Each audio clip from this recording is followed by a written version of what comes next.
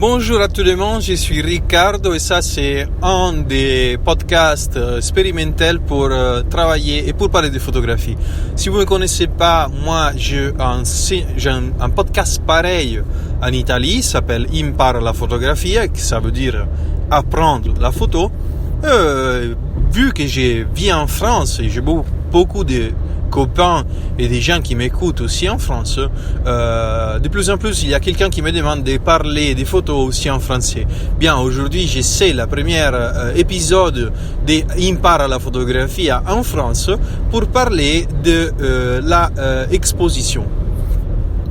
Quand on décide de faire des photos avec un appareil analogique ou digital, numérique, ça arrive qu'en fait, quand on démarre, on utilise beaucoup la modalité auto, où tous les réglages de l'appareil ils sont décidés automatiquement par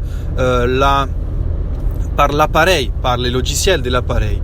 Si on veut par contre commencer à faire passer un niveau de qualité sur la photo, il faut qu'on commence à utiliser et apprendre la modalité manuelle.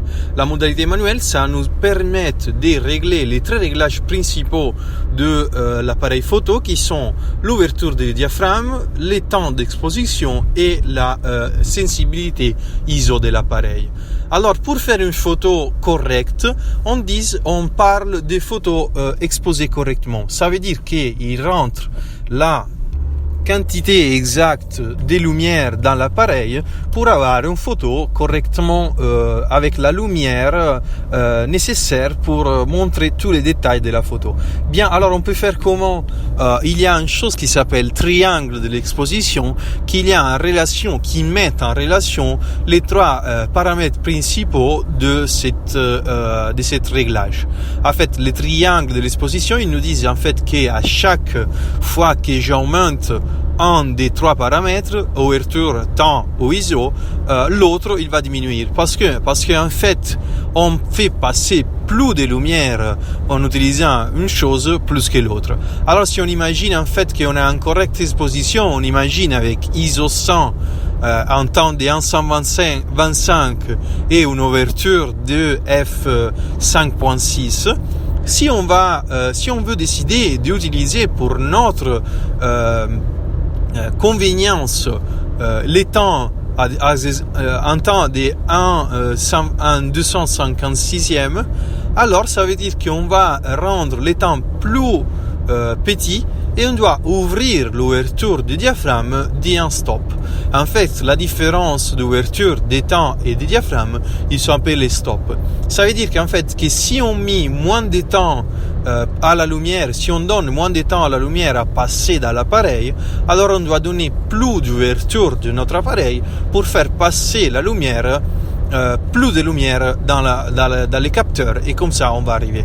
Bien, alors il y a une chose intéressante qu'en fait on peut décider de faire une exposition correcte dans des façons complètement différentes. En fait, il va y avoir plus de lumière, il va y avoir plus de façons de faire cette exposition, et l'exposition ça va être réglé en fonction de notre envie artistique. En fait, si on va savoir que les temps d'exposition ils nous donnent l'effet flou. Mon français il doit améliorer. S'ils ont un effet flou, alors on doit utiliser des temps d'exposition plus longs. Si au contraire on veut avoir par exemple une profondité des champs plus détaillée, alors on doit aller fermer la ouverture du diaphragme sur un F8, un F10, un F12 jusqu'à 22. Alors on va voir qu'en fait, en fonction de ce qu'on cherche, on peut avoir une correcte exposition dans des façons différentes, et ça on l'appelle la exposition artistique. En fait, si on va chercher seulement la correcte exposition pour avoir la bonne lumière sur notre photo, on peut utiliser n'importe quel réglage, on va avoir quand même la bonne lumière qui rentre. Si on veut choisir un effet particulier dédié à notre envie artistique, alors dans ces cas-là, on doit faire attention et comprendre. Bien, alors, c'est très important de comprendre les paramètres, les réglages, les temps d'exposition, l'ouverture des diaphragmes et les ISO pour aller à faire la bonne photographie.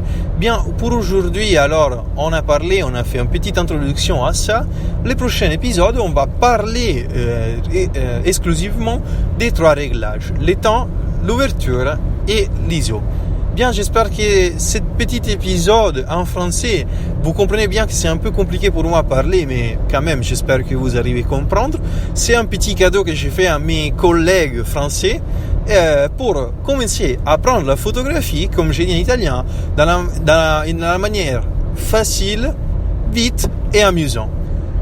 Pour aujourd'hui, c'est tout. Et on se voit au prochain épisode du podcast d'Impara la photographia en français. Au revoir.